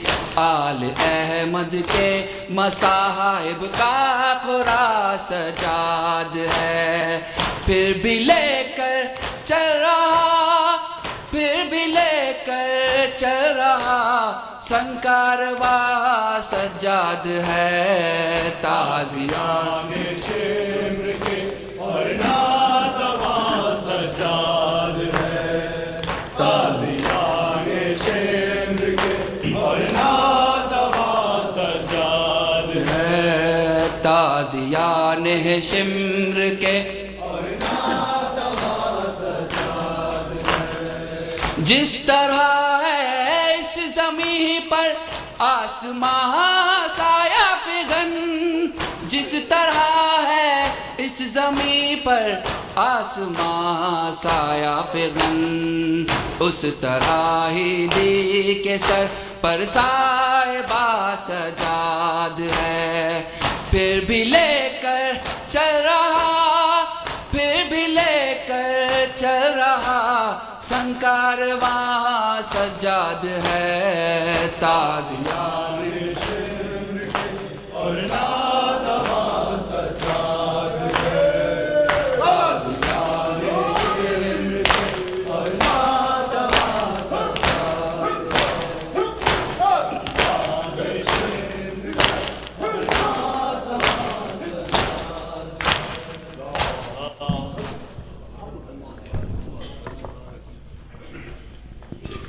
السلام علیکم یا ابا عبداللہ